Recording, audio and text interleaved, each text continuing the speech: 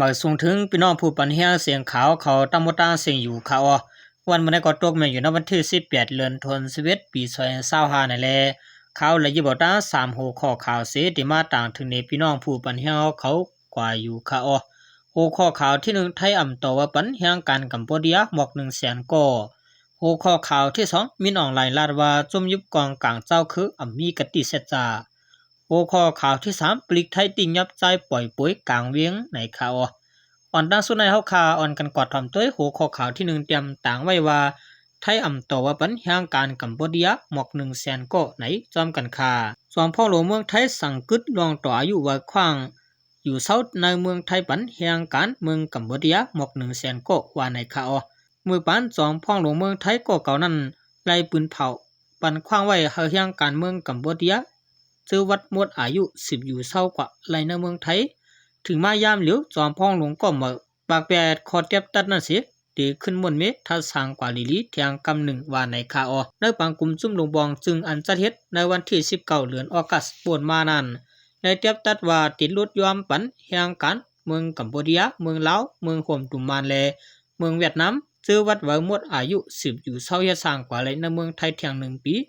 ตาลดย่อมปัญหาลองแห่งการอ่ำกลุ่มทนว่าไหนก้อยการถึงมายามเหลียวจอมพ่อหลวงเมืองไทยอนุทินไหลที่สังหกดทัดวัดว่าแห่งการแลเฮ็ดจอมปักเบืองใหม่มีไว้สังลดหย่อนการกดทัดจึงจางมีปัญหาต่อรองห่มลมในวันมือหนักว่าไหนลองในจองเกี่ยวกันตั้งศึกไทยเหยียบย่าหมักแมงพังลิ้นหิมแดนดินเมืองไทยต่างเมืองกัมพูชาหือในเต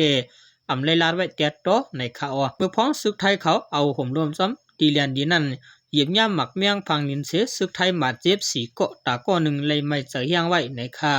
ไว้หลังนั้นก็ในวันที่10เดือนธันวาคมปี2025ป่วนมาในสอมพ่องหลวงเมืองไทยได้ปืนเผาขึ้นลือลองจะปล่อยปันขึ้นกวนซึกกัมพูชาซื้อยาติ่งยาไว้นั่นในข่าว10ซื้อในเอาข่าววันกันกวาดถ่อมตัวหัวข้อข่าวที่2เต็มต่างไว้ว่ามินออนไลน์ลัดว่าจุ่มยิบกองกลางเจ้าคืออมีกติสัจจะในจอมกันคาจอมซึกมานมินออนไลน์ควบทบขาหับการกวนเมืองเปียงมรมยังเสลาดว่าจุ่มยิบกองกลางเจ้าคือเจียมเอาจุ่มกึดตึกเลจุ่มตึกยื้อเจอในมีกติสัจจะต่อจึงเมืองตัวปุ่นปางป้ายมักมีเจ้าเก่าเสโฮมมือกันตั้งจุ่มกะขายนอกไม้บีกวยเลจึงเมืองไลขวัญว่าในข่าวเมื่อวันที่11เดือน2025ยามกลางค่ำนั้นสอมซึกมานมินออนไลน์ควบทบกวนเมืองตีเวงมรมยันเสลาดว่าย้อนเปิดการกะขายนอกไม้มีเหลืองน้ำมาเลยามเหลียวไล่ปิกกิกหลานเลียนลิ้นไว้กำพองการกะขายกัดมุดในเฮ็ดเฮอ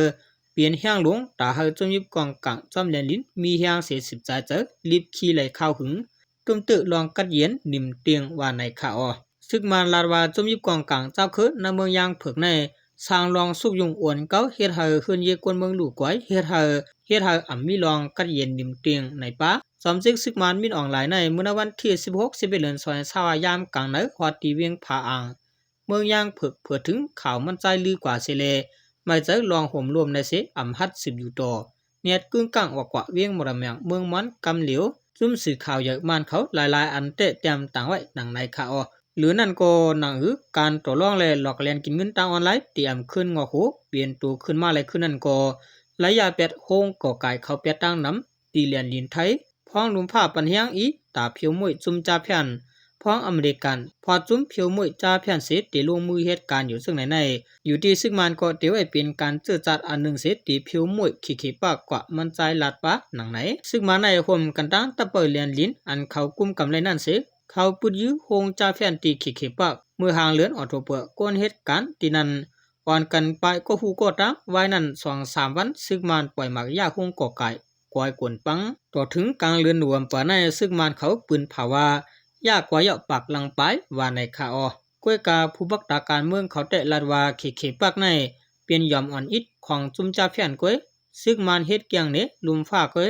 ต่างตีต่างเวียงตีอันมีโฮงจ่าเพียนเยอะตึกมีเทียงตั้งน้ำซึ่งมันฮัดตึฮัดเพียวว่าในข่าวจุมจ่าเพียนในปักตาจูจึงเมืองอันปักเบิงไม่มีห่มงำบันกวนเมืองนั่นแลในกุนเขียวเอเชียในเมืองมันกัมพูชาเมืองฟิลิปปินส์เปลี่ยนพื้นที่อันมีจุมจ่าเพียนนำสุดในจุมปักตาเปิดด้วยลองจ่าเพียนออกไว้ดังไหน10สิในหัวข่าววันกันกวาดถ่อมตัวหัวข้อข่าวที่3เตรียมต่างไว้ว่าปลิกไทยติ่งยับใจปล่อยปุ๋ยเอี่ยวกลางเวียงในจอมกันคา มื่อวันที่16 11เดือน2025เมื่อยามกลางนั้นปลิกไทยลำติกวนใจก่อหนึ่งปล่อยป่วยเสขี่รถเครื่องกว่ามากลางเวียงคลองลานเสตวนกำแพงเพชรเมืองไทยในข่าวกวนใจก็นั้นเปลี่ยนพลังอันมาเอาเมตีเวียงคลองลานเสอยู่เศร้าไว้ที่นั้นมันใจมีอายุหมอก30 ปีในว่าในมันใจปล่อยป่วยเสกว่าเตาเนกัดพัฒนาเฮ็ดให้กวนเนกัดวันกันตกใจในข่าวไว้นั่นก็ปลิกเสเวียงหรือลำจอมตั้งหลังมันใจเสหอดถึงที่เฮือนเยมันใจทบญาตังมีนางมันใจลาดว่าผมมานางในกินเหล้ากินเปียน้ำสุยะนำเสลเปลี่ยนใจอำมานแปด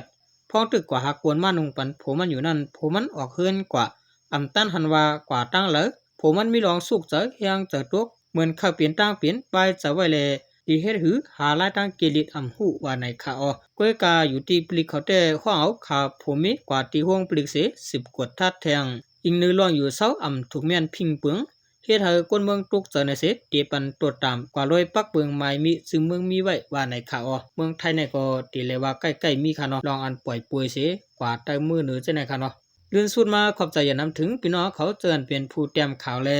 ผู้ถามข่าวเขาต่างหมดต่างเสียงอยู่ข่าวเหมาสูงต่างเสียงข่า